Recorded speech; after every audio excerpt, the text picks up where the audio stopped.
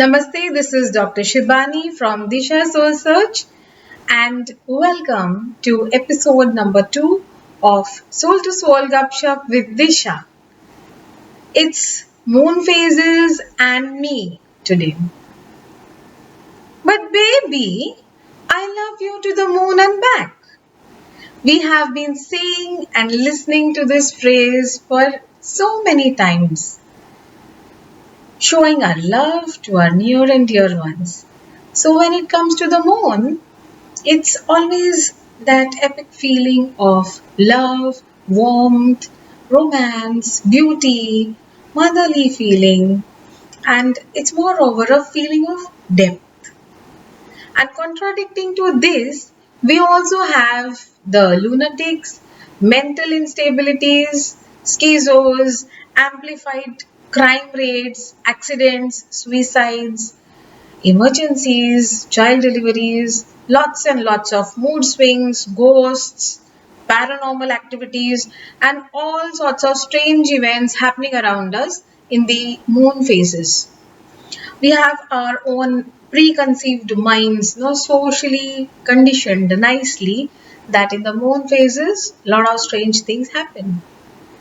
Moreover, our movies and televisions have left no leaf unturned to make Mr. Moon so dramatic and famous and heroic.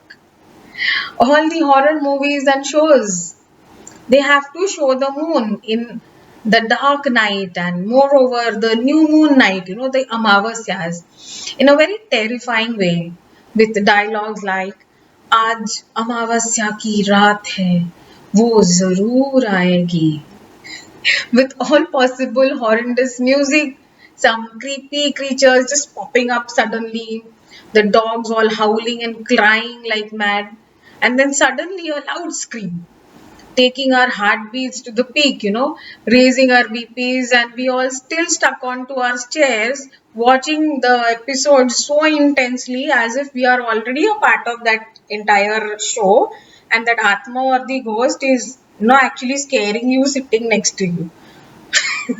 Isn't this simply funny? Yeah?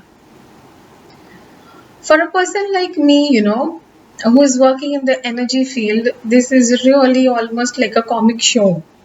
Because it's never like this. This entirely realm is completely different. Well, this could be a good topic we all can definitely talk about in one of our Soul to Soul Gupshup, DISHAA Soul to Soul Gupshup episodes. Ghosts, Bhoot. So coming back to the moon. As human beings, the moon is very, very deeply connected with us. We all know the moon has this mischievous magic which works by somehow interrupting the alignment of the water molecules, the water content in our entire nervous system. But again, there is a contradiction here because this entire thing is all the Google knowledge, The contradiction here is that there is a premier journal called Psychological Bulletin and an article was published in that saying two things about the moon. One was the moon's gravitational pull affects only the open bodies of water, that is the oceans and the lakes, and it actually doesn't affect the contained sources of water like a human brain, which is all confined inside the skull, right? And also, one more thing that the gravitational pull of the moon is more potent during the new moons, that is our Amavasyas, when we cannot see the moon, and the full moons are not as powerful. So many researches and findings and thoughts, from the modern school of science and thoughts, but this is all very confusing, and we actually do not know whom to follow.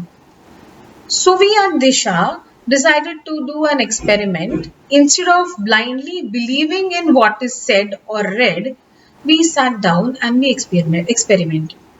We divided the moon in 4 phases. That is the new moon phase, the waxing moon phase, the full moon phase and the waning moon phase. And we started our inner work individually in one phase each together. So some meditated, some did self-talks, some did, inner healing, inner work, inner talks. Some just just listen to meditative music, soft music. Some just played drums. And we all had different levels of experiences in those particular phases of the moon. Everybody had their highs and lows, everybody had their own intense phase where the vibrations were felt at a very peak level at times. And also there were phases when nothing was felt, there was no connection at all. And also times where this entirely changed. It was all the other way around, topsy-turvy. So the conclusion of this experiential intensive was that we need to experience our own moon phase. Yes, we actually need to experience our own phase, and then decide whether the moon plays its magic in our lives or no. And if it does play, if you feel the vibration, you feel the connection in the particular phase, then exactly we need to find out which is the most conducive moon phase, which is the most conducive moon time for you to absorb the maximum moon energies, to absorb the maximum moon magic, to actually make the moon magic play in your life. So now we have the beautiful Amavasya coming up, which is also known as the Mauni Amavasya. Yes, the Mauni means silence. Mauni Amavasya. The natural time the universe is actually offering all of us for that intensive inner work.